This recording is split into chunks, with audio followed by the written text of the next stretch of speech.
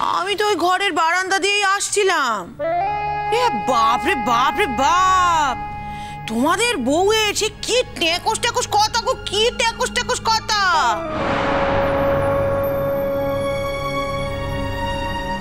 আমাদের তাতানে এসেছে খেটে খুঁটে, বউয়ের সাথে দুটো কথা বলবে, একটু দেখা হবে। বাবা, সে মেঘলা তো একবার ছুঁড়ে ছুঁড়ে কথা বলছে, ছুঁড়ে ছুঁড়ে। ওই সবার সামনেই দেখায় আমি কত উদার, আমি কত ভালো।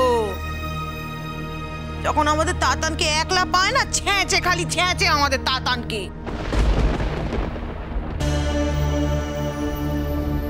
জানি না বাবা, কতদিন আমাদের তাতান এই যন্ত্রণা ভোগ করতে পারবে, জানি না বাবা।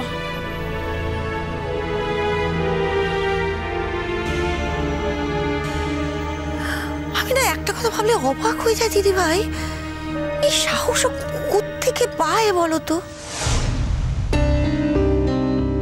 হ্যাঁ, ও একবারও ভাবে না কিসের যোগ্যতা আছে ওর দাদা? হ্যাঁ, না আছে ওর বাপের বাড়ির জোর, না আছে ওর লেখাপড়ার জোর, আর রূপেও তো এমন কিছু না। তাহলে এই সাহস কোত্থেকে পায়? কিসের জোরে ও এগুলো করে বলো তো দিদি ভাই? আমি না ভাবলে স্তম্ভিত হয়ে যাই। না, আমরা সব মেনে নিয়েছি বলে, কিন্তু ওর জন্মটা নিয়েও যে একটা গন্ডগোল আছে সেটাও তো আমরা জানি নাকি বলো, তাই নাকি?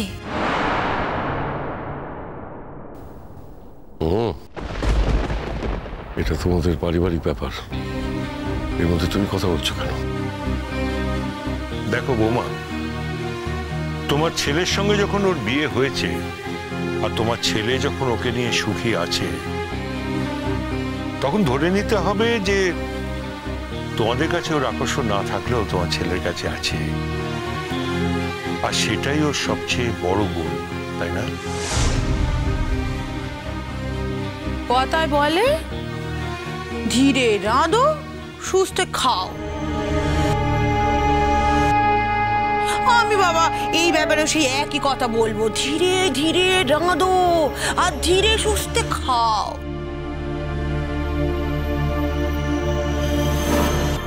গঙ্গার জল তো এখনো অনেক দূর গড়ানোর আছে। তাতান, আমাদের তাতান তো অন্য কোনো মেয়ে দেখেনি না মেঘলা ছাড়া। ওর জীবনে তো সেই একমাত্র মেঘলা, তাই মেঘলাতে বিভোর হয়ে আছে। কিন্তু এখন বুঝতে পারছে, দেখছে তো টুয়ার মতো একটা মেয়েকে, যার বাপের বাড়ির জোর আছে, লেখাপড়ার জোর আছে, রূপের জোর আছে।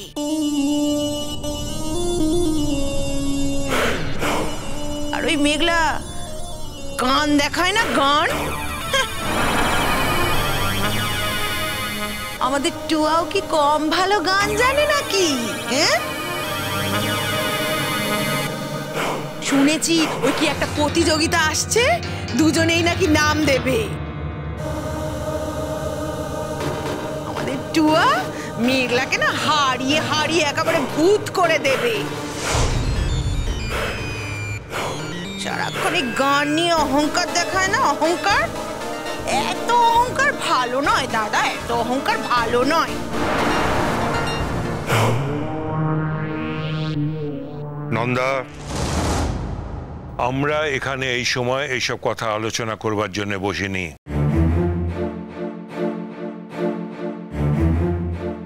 সত্যি তো, ওনারা এসেছেন ওদের মেয়ের ভালো খবর নিয়ে, তার মধ্যে এই সমস্ত কথা উঠছে কেন? কথায় কথা ওঠে দিদি ভাই।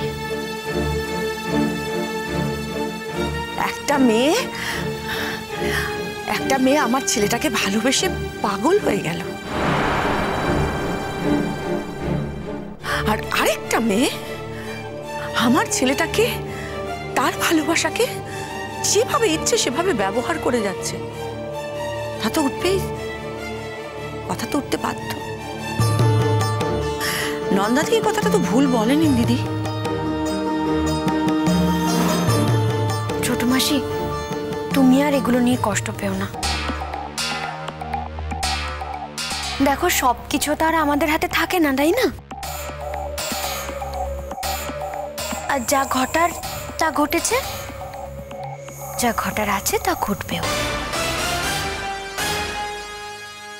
না হলে কি আর টুয়ার সঙ্গে অনুরাগে দেখা হতো বলো?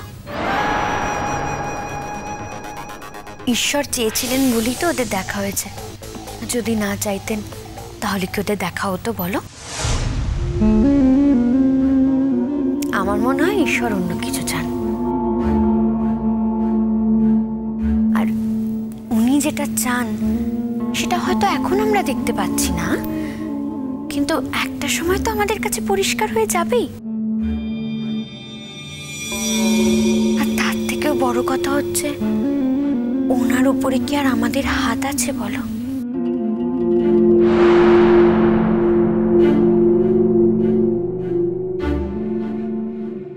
ঠিক ঠিক ঠিক ঠিক একদম ঠিক কথা। এই মেয়েটা এক এক সময় এমন বুদ্ধির কথা বলে না, আমিও তো ঠিক এই কথাটাই ভেবেছিলাম গো। কিছু মনে করবেন না দাদা, আমি একটা কথা বলি। দিদি আপনাকে বলছি, মানে দেখুন, আমরা সবাই চাই, একান্তভাবে চাই যাতে টুয়া ভালো থাকে, ভালো হয়ে ওঠে, ওর একটা ভালো বিয়ে হয়, টুয়া একটা নতুন জীবন পেলে আমাদের খুব ভালো লাগবে, আমরা খুব খুশি হব। আবার এটাও ঠিক, টুয়ার মতো মেয়ের সাথে আমার ছেলেটার বিয়ে দিতে পারলেও আমরা কিন্তু খুব খুশি হতাম। আজ হয়তো আর সেই সুযোগ নেই, কিন্তু সুযোগ থাকলে আমি নিজে দাঁড়িয়ে থেকে আপনাদের মেয়ের সাথে আমার ছেলের বিয়ে দিতাম।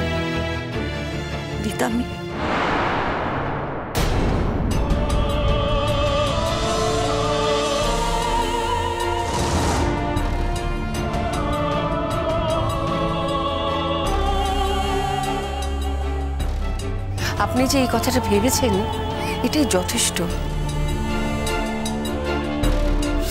আমরা সবাই চাইলে টুয়ার কোনো খারাপ হতে পারে না। জানেন, এত কিছুর মধ্যে মেয়েটা এটা সিঁদুর পড়ছে। কেউ ওর নাম জিজ্ঞেস করলে ও বলছে অনিন্দিতা ব্যানার্জি।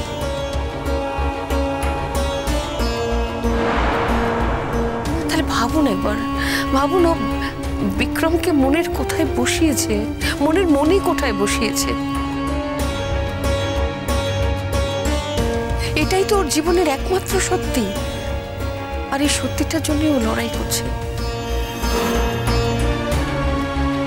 আমি তো মা, আমি তো চাইবো এই লড়াইয়ে মেয়ের পাশে থাকতে। দেখুন, অন্যের মেয়ের থেকে নিজের মেয়ের প্রতি টান তো বেশি হবেই। তাতে যদি কেউ রেগে যায়, আমার তো কিছু করার নেই দিদি।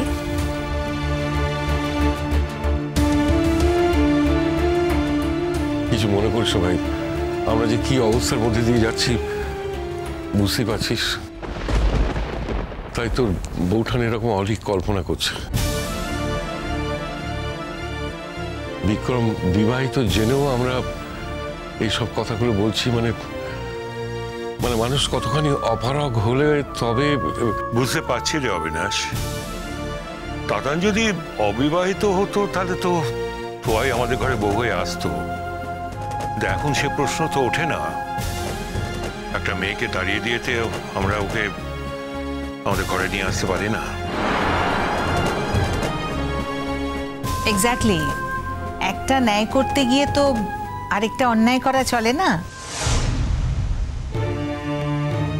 আর তাই জন্যই তো বলছি, দেখুন ঈশ্বর আছে, ঈশ্বরের উপর বিশ্বাস রাখুন, তিনি নিশ্চয়ই এমন কিছুই করবেন যাতে টুয়ার জীবনে ভালোই হবে।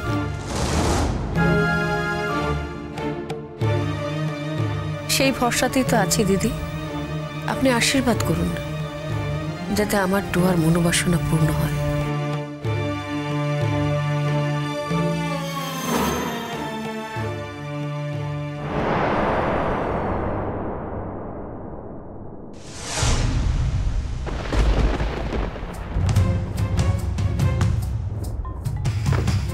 আপনি মেঘলাকে খুঁজছিলেন না জেঠুমনি?